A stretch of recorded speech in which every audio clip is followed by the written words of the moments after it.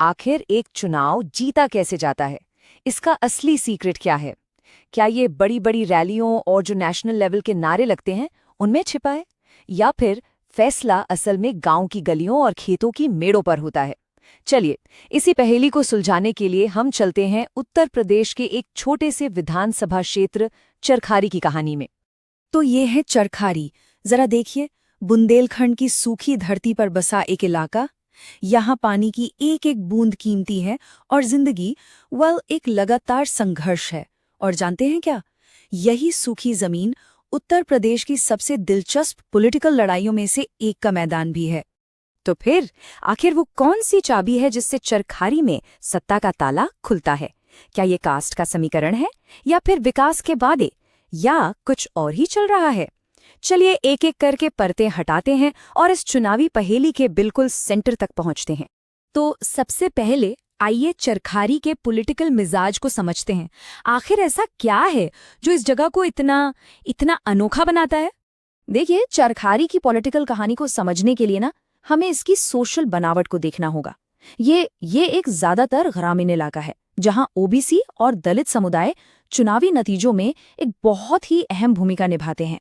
और एक और दिलचस्प बात है, 2008 तक ये एक रिजर्व्ड सीट थी। इस हिस्ट्री ने यहाँ के पावर बैलेंस पर एक बहुत गहरी छाप छोड़ी है, जो आज भी महसूस की जाती है। चलिए अब बातों से आगे बढ़ते हैं और सीधे नंबर्स की दुनिया में चलते हैं, क्योंकि ये जो आंकड़े हैं ना, ये सिर्फ आंकड़े नहीं हैं। ये पिछले एक दशक में चरखारी में पावर का गेम कैसे बदला है उसकी पूरी कहानी बताते हैं। जरा स्क्रीन पर देखिए, ये पिछले 3 चुनावों का स्कोर कार्ड है, 2012, 2017 और 2022। इन नंबरों को ध्यान से देखिए, इनमें एक बिल्कुल साफ पैटर्न छिपा हुआ है। क्या आप उसे देख पा रहे हैं? और जैसे ही हम इन आंकड़ों को एक ग्राफ में डालते हैं तो देखिए, तस्वीर और भी साफ हो जाती है। बीजेपी का ग्राफ ये लगातार ऊपर जा रहा है। समाजवादी पार्टी वो अपनी पकड़ बनाए रखने की कोशिश कर रही है, जबकि बहुजन समाज पार्टी की जमीन खिसकती हुई साफ दिख रही है। और फिर आता है ये नंबर 41,881। ये कोई छोटा मोटा अंतर नहीं है, बिल्कुल नहीं। ये 2022 में बीजेपी की जीत का एक बहुत बड़ा, एक विशाल अंतर था। सोचिए, ये नंबर विपक्ष के लिए एक पहाड़ जैसी चुनौती है। तो ठीक है, आंकड़ों ने हमें ये तो बता दिया कि क्या हुआ, पर अब सवाल है कि क्यों हुआ। और इसे समझने के लिए हमें चरखारी के लोगों को समझना होगा, वो वोटर जिनके एक बटन दबाने से ये सारे नतीजे सामने आए हैं। ये चार्ट देखिए, ये चरखारी का सोशल इक्वेशन दिखाता है। यहाँ करीब 35 से 40% दलित आबादी है और लगभग 30% यादव और दूसरी पिछड़ी जातियां हैं। बाकी जो बचे वो सामान्य जातियों से हैं। अब देखिए, राजनीति में ना ये सिर्फ नंबर्स नहीं हैं, ये वोट बैंक हैं और हर पार्टी इन्हीं समीकरणों को साधने में लगी रहती है। लेकिन इन आंकड़ों से परे ये असली लोग हैं। कौन है ये? ये वो किसान हैं जो बारिश के लिए आसमान की तरफ देखते हैं। ये वो दिहाड़ी मजदूर हैं जो नहरों पर काम करते हैं। ये कुम्हार हैं, कारीगर हैं, छोटे छोटे दुकानदार हैं, और वो नौजवान हैं जो एक सरकारी नौकरी का सपना देखते हैं। सच तो ये है कि इनकी रोजमर्रा की जिंदगी ही तय करती है कि इनका वोट किसे जाएगा। अब 2022 के मैदान में जो टक्कर थी ना, वो 2 अलग अलग पीढ़ियों की थी।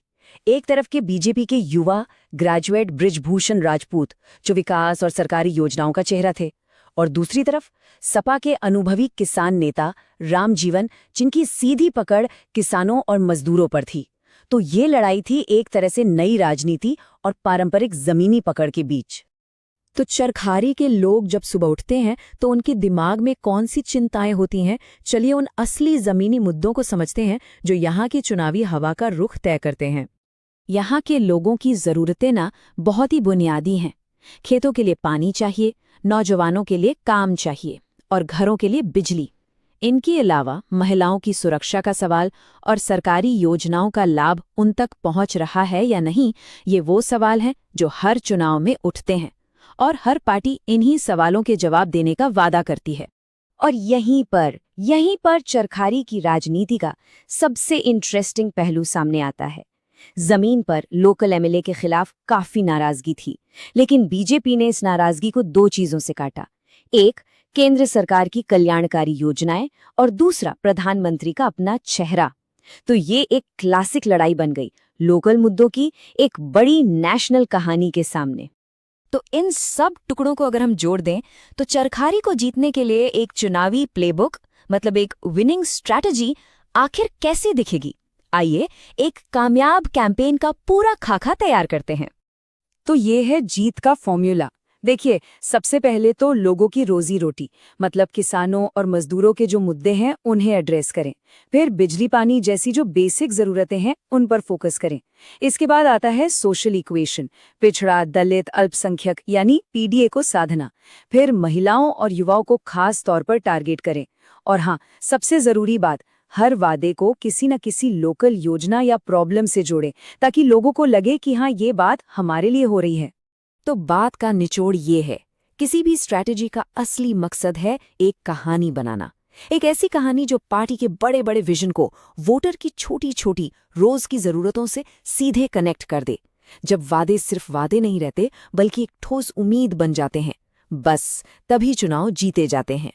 तो आखिर में सवाल बस यही बचता है कि जब चरखारी का कोई वोटर वोटिंग मशीन का बटन दबाता है तो उसके दिमाग में असल में क्या चल रहा होता है? अपने सूखे खेत की चिंता या फिर देश की एक बड़ी पावरफुल कहानी? इस एक सवाल का जवाब शायद वही भारतीय लोकतंत्र की असली कहानी कहता है।